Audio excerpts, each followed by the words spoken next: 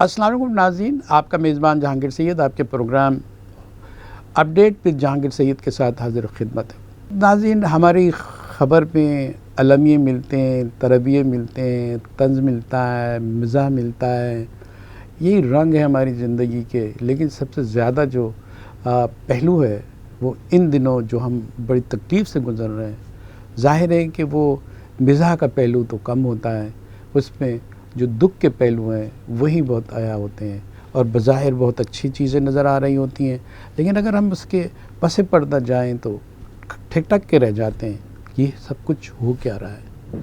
आज की ख़बर ये एक अच्छी ख़बर लगती है कि हमारे वज़ीर ख़ारजा बिलावल भुट्टो गैर सरकारी दौरे पर यानी निजी दौरे पर अमेरिका गए हैं। वहाँ जो है वो सरकारी हुकाम से भी मुलाकात करेंगे, वो सियासी लोगों से भी मुलाकात करेंगे और जो है वो हफ़्ते को अमेरिका क़याम भी करेंगे हफ़्ते तक। 1 हफ़्ते का दौरा है।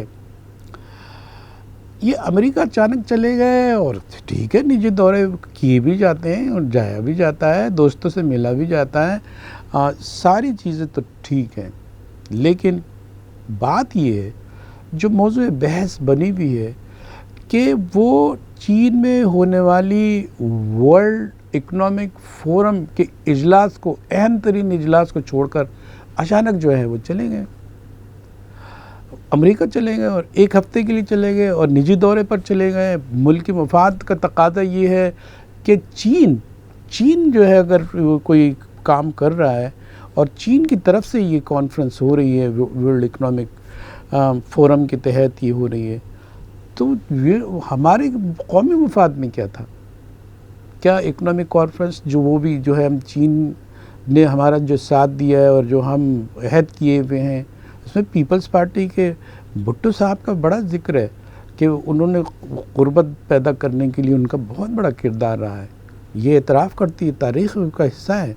लेकिन यहाँ ये है कि बहुत तेज़ी से तरक्की करते हुए अब नज़र आते हुए सदर ज़रदारी की एक ख्वाहिश है कि उन्होंने नौजवान बेटे को वज़ीर ख़ारजा तो बनवा दिया, क्योंकि ये इत्तेहादी हुकूमत थी, यह बंदरबाट तो होना था, और वो इस मौके से उन्होंने ये लिया और उसको वज़ीर ख़ारजा बना दिया। अब ये लेकिन उन्होंने एक ख्वाहिश का, खूबसूरत ख्वाहिश का ऐलान भी कर दिया, बरमला ऐलान कर दिया, ख्वाहिश ज़ाहिर कर दी कि आइंदा वज़ीर आज़म बिलावल भुट्टो ज़रदारी होंगे। और इतनी जल्दी सब कुछ हो रहा है और नज़र आ रहा है, मंजरनामा तब्दील होते नज़र आ रहा है। उसकी तैयारी में उन्होंने चीन से दूरी का एक अलामत बन गई ये वाक़या कि चीन से दूरी का आप मैसेज दे रहे हैं, अमेरिका जा रहे हैं, उनके हुकाम से मुलाकात कर रहे हैं, वहाँ मुज़ाकरात कर रहे हैं, वो अपनी लॉबी बना रहे हैं।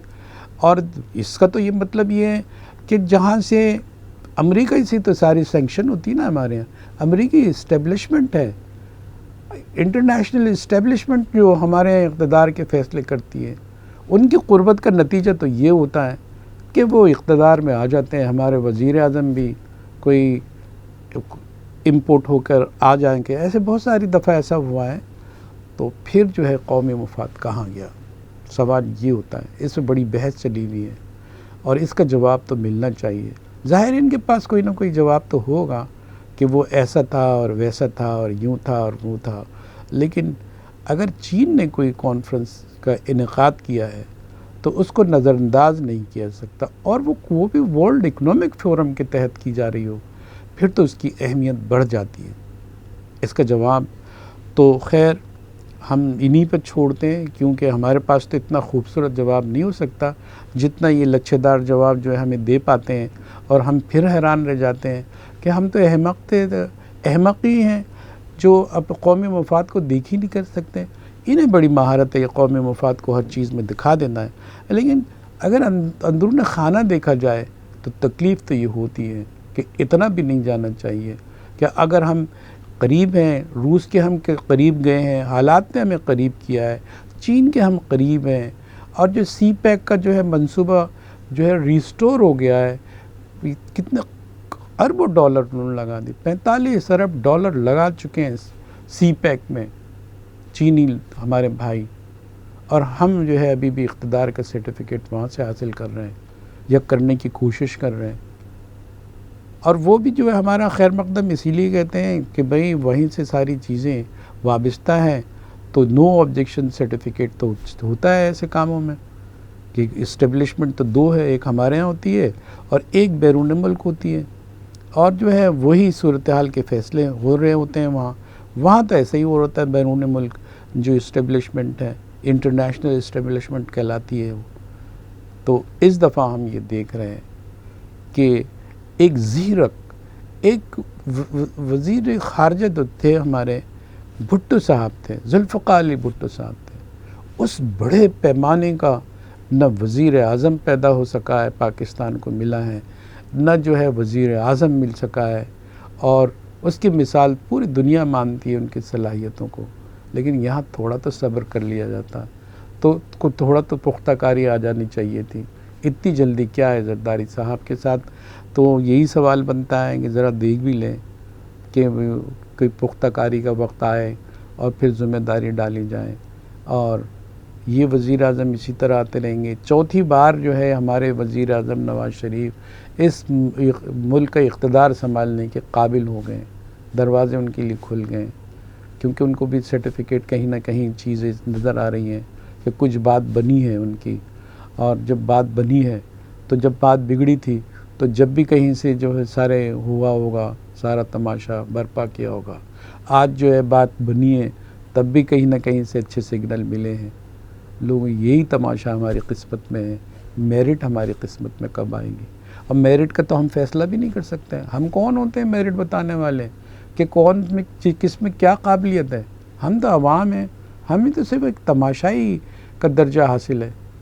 बस यही हमारा काम है। सोचने की ये बात है कि जो कुछ भी हो रहा है कौमी मुफाद में होना चाहिए, और कौमी मुफाद को अपने ज़ाती या जमाती किसी मुफाद पे कोई जो है तरजीह के बग़ैर नहीं होना चाहिए। तरजीह है कौमी मुफाद को, और बक सब सानवी है, बल्कि सानवी भी नहीं है, आखिरी दर्जे की बात है, बल्कि सब कुछ जो है कौमी मुफाद होता है। नाज़रीन, आज का जो दुख था हमने बयान कर दिया। मुमकिन वो दुख ना हो, सुख बन जाए, आगे वज़ीर आज़म हमारे बन जाएं। इंतज़ार कर लेते हैं। अपने मेज़बान को आज इजाज़त दीजिए। इंशाअल्लाह फिर कल प्रोग्राम में मुलाकात होगी, बात होगी। तब तक के लिए इजाज़त। अल्लाह हाफ़िज़।